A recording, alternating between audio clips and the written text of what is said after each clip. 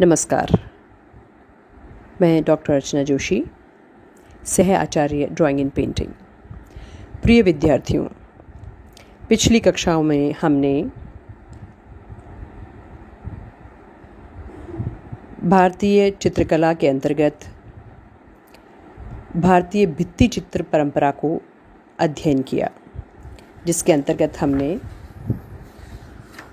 जोगीमारा, अजंता, बाघ, सिगेरिया आदि गुफाओं का अध्ययन किया।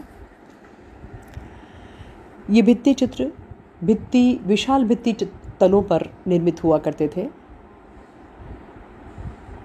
और अब हम देखेंगे कि भारतीय चित्रकला 10वीं शताब्दी के पश्चात अपना रुख छोटे चित्रों की ओर करती है, पोथी चित्रों की ओर करती है। और इस संदर्भ में अब हम पाल शैली और अपभ्रंश शैलियों का अध्ययन करेंगे। इससे पहले कि हम पाल शैली का अध्ययन करें, ये आवश्यक है कि उससे पहले भारतीय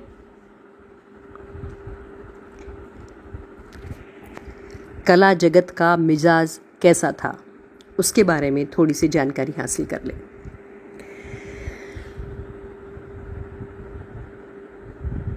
तो 10वीं शताब्दी ईसा पूर्व से पहले भारतीय चित्रकला की प्राचीन परंपरा का प्रतिनिधित्व भित्ति चित्रों में ही मिलता है। ये भित्ति चित्र अधिकांश में बौद्ध कला से और बहुत कम अंश में जैन कला से अनुबद्ध थे। भित्ति चित्रों के निर्माण से पूर्व बौद्ध कला और जैन कला का समृद्ध रूप मूर्तियों और मंदिरों के शिल्पों में व्याप्त हो चुका था। भित्ति चित्रों के निर्माण के बाद उसका पूरा रूप निखर कर आया। फिर 10वीं शताब्दी से लेकर 15वीं शताब्दी ईसा तक के 500 वर्षों में चित्रकला की उक्त परंपरा को जीवित बनाए रखने का श्रेय पाल, जैन, गुजरात एवं अपभ्रंश शैलियों को है। इन 500 वर्षों के समय को कुछ विद्वानों ने चित्रकला की अवनति का समय माना है।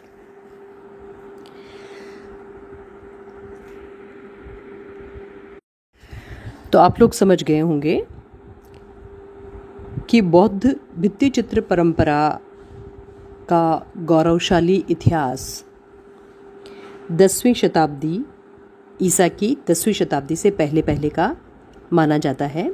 और अब जो हम अध्ययन कर रहे हैं वो 10वीं शताब्दी ईसा की 10वीं शताब्दी के बाद के समय का अध्ययन कर रहे हैं।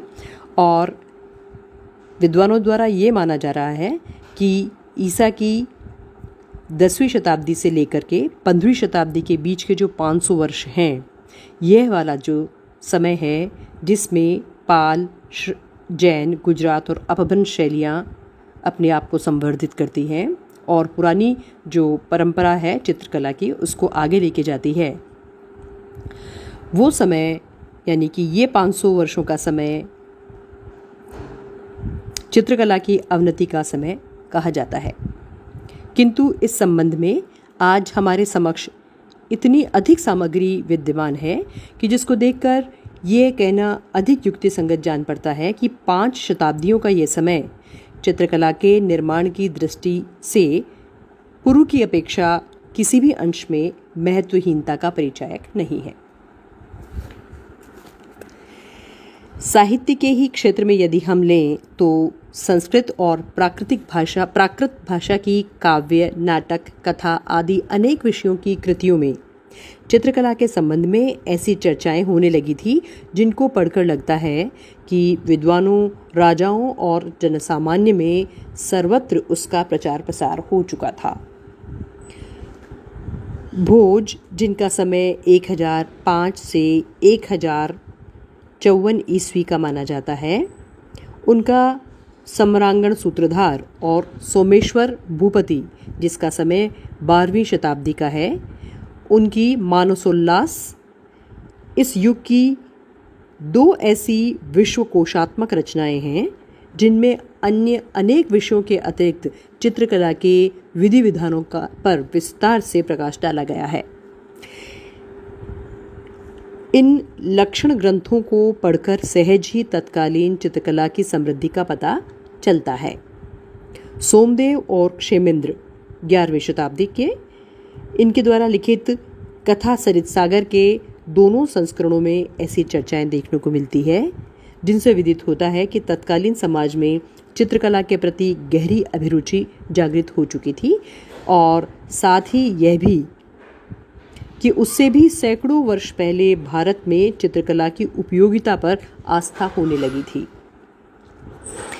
इस युग के अधिकतर पुस्तकों के दृष्टांत चित्र निर्मित हैं।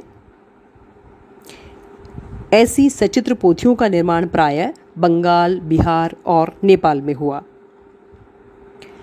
अर्थात ये जो समय है 500 वर्ष का, इसमें अधिकतर पुस्तकों के अंतर्गत चित्रों का निर्माण हुआ है और ऐसी पोथियां बंगाल, बिहार और नेपाल में ज़्यादा मिली हैं।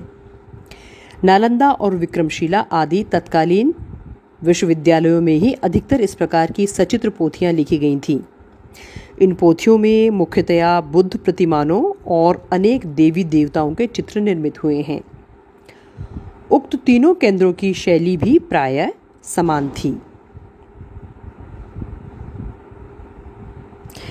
इस युग की चित्र शैली के संबंध में राय कृष्णदास जी का कथन है कि इसमें लाल, पीला, नीला, सफ़ेद तथा काला ये मूल रंग तथा इनके सम्मिश्रण से उत्पन्न हरे, गुलाबी, बैंगनी, फाख्ताई आदि रंगों का प्रयोग मिलता है।